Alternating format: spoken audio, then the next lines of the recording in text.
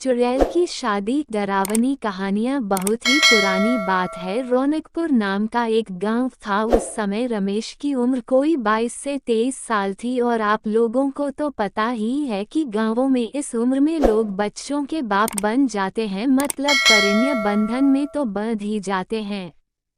हाँ, तो रमेश की भी शादी हुए लगभग 4 से 5 साल हो गए थे और 1.5-2 साल पहले ही उसका गौना हुआ था।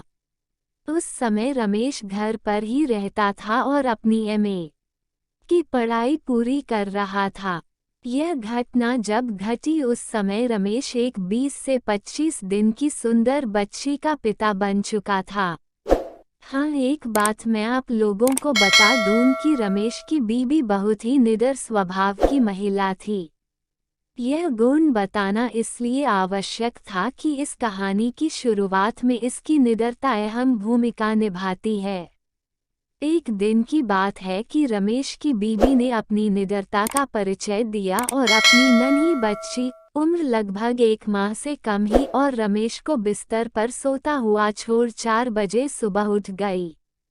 गांवों में आजकल तो लोग पाखाना घर बनवाने लगे हैं, पर 10 से 12 साल पहले तक अधिकतर घरों की महिलाओं को नित्य क्रिया हेतु घर से बाहर ही जाना पड़ता था और घर की सब महिलाएं नहीं तो कम से कम 2 एक साथ घर से बाहर निकलती थीं।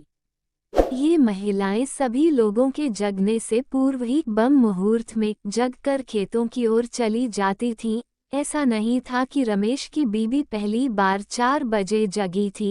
अरे भाई, वह प्रतिदिन 4 बजे ही जगती थी, पर निडरता का परिचय इसलिए कह रहा हूँ कि और दिनों की तरह उसने घर के किसी महिला सदस्य को जगाया नहीं और अकेले ही दिशा मैदान हेतु घर से बाहर निकल पड़ी।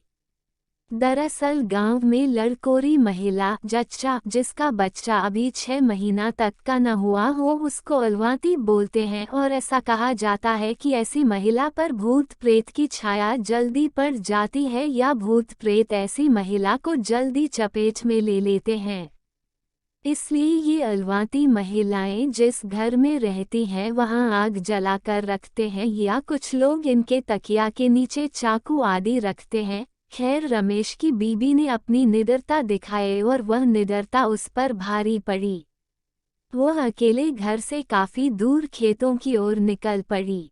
हुआ यह कि उसी समय पंडित जी के श्रीफल बेल पर रहने वाली चुड़ैल उधर घूम रही थी और न चाहते हुए भी उसने रमेश की बीबी पर अपना डेरा डाल दिया। हाँ, फर्क सिर्फ इतना था कि वह पहले दूर दूर से ही रमेश की बीबी का पीछा करती रही, पर अंततः उसने अपने आप को रोक नहीं पाए और ज्यों ही रमेश की बीबी घर पहुंची उस पर सवार हो गई। रमेश भी लगभग 5 बजे जगा और भैंस आदि को चारा देने के लिए घर से बाहर चला गया। जब वह घर में वापस आया तो अपनी बीबी की हरकतों में बदलाव देखा। उसने देखा कि उसकी बच्ची रो रही है, पर उसकी बीबी आराम से पलंग पर बैठकर पैर पसारे हुए कुछ गुनगुना रही है। रमेश एक बार अपनी रोती हुई बच्ची को देखा और दूसरी बार दांत निपोड़ते और पलंग पर बेखौफ बैठी हुई अपनी बीबी को। उसको गुस्सा आया और उसने बच्ची को अपनी गोद में उठा लिया और अपनी बीबी पर गरजा, बच्ची रो रही है और तुम्हारे कान पर जूं तक नहीं रेंग रही है। अरे यह क्या! रमेश की बीबी ने तो रमेश के इस गुस्से को नजरअंदाज कर दिया और अपने में ही मस्त बनी रही।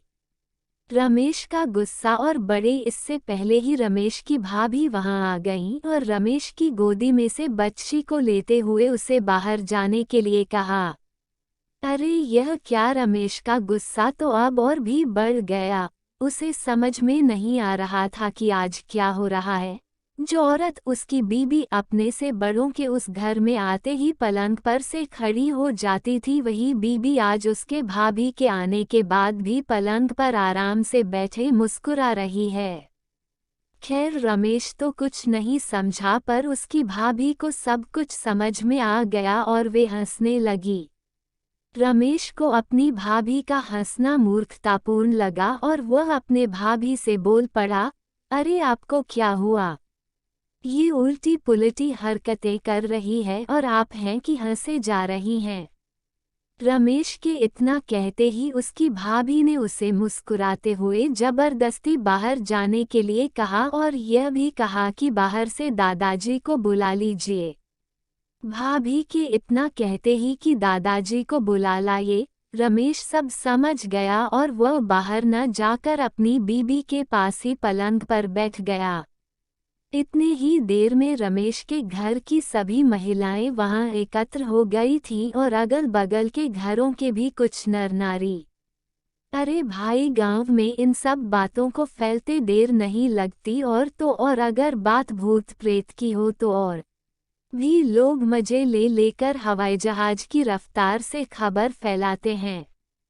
हाँ, तो अब मैं आपको बता दूं कि रमेश के कमरे में लगभग 10 से 12 मर्द औरतों का जमावड़ा हो चुका था और रमेश ने भी सबको मना कर दिया कि यह खबर खेतों की ओर गए दादाजी के कान तक नहीं पहुंचनी चाहिए।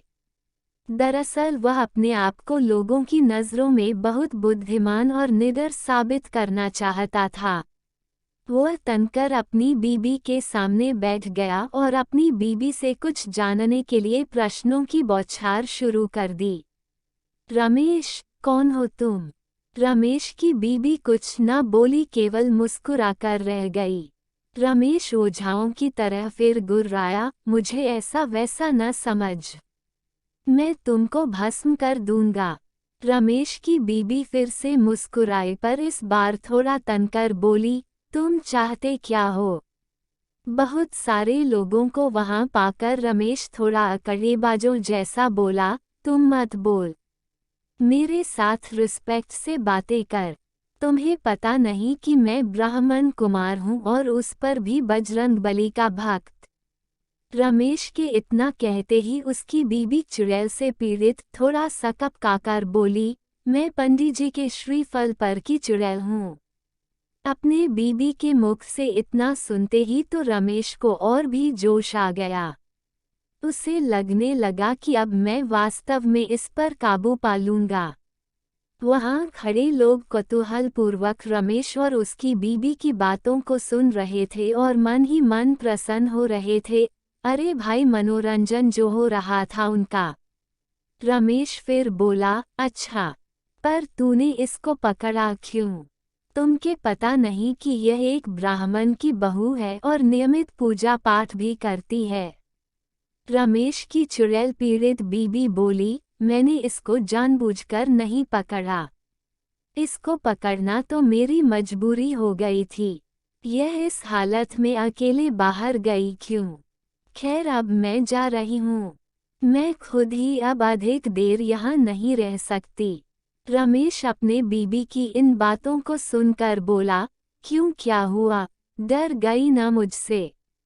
रमेश के इतना कहते ही फिर उसकी बीबी मुस्कुराए और बोली, तुमसे क्या डर? मैं तो उससे डर रही हूँ जो इस घर पर लटक रहा है और मुझे जला रहा है। अब उसका ताप मुझे सहन नहीं हो रहा है। दरअसल बात यह थी कि रमेश के घर के ठीक पीछे एक पीपल का पेड़ था और गांव वाले उस पेड़ को बांसदेव बाबा कहते थे।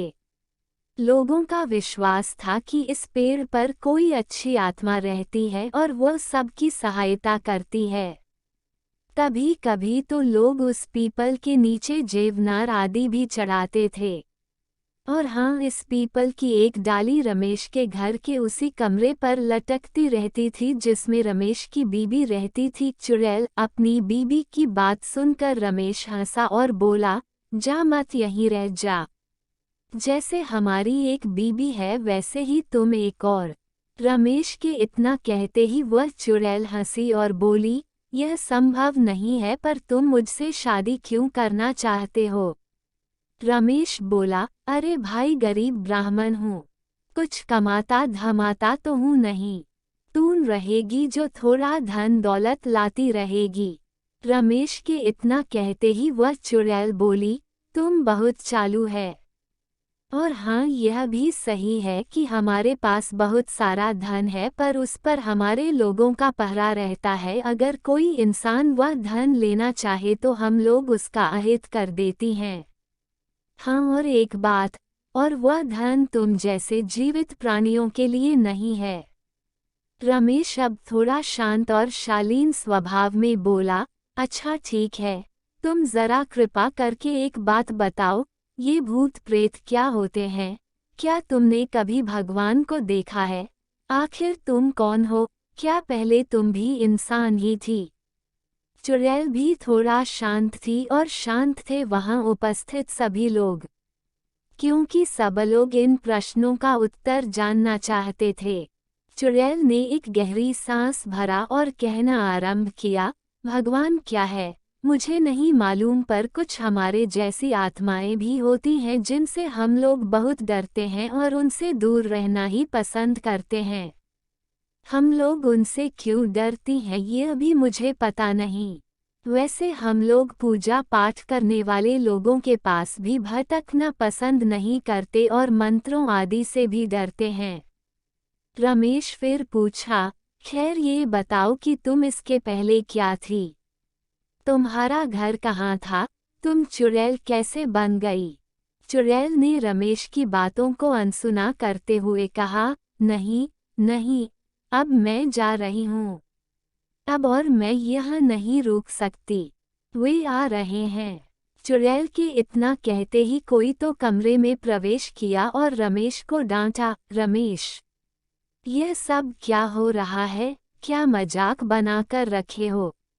रमेश कुछ बोले इससे पहले ही क्या देखता है कि उसकी बीबी ने साड़ी का पल्लू झट से अपने सर पर रख लिया और हड़बड़ाकर पलंग पर से उतरकर नीचे बैठ गई और धीरे धीरे मेरी बेटी कहते हुए रमेश की भाभी की गोद में से बच्ची को लेकर दूध पिलाने लगी।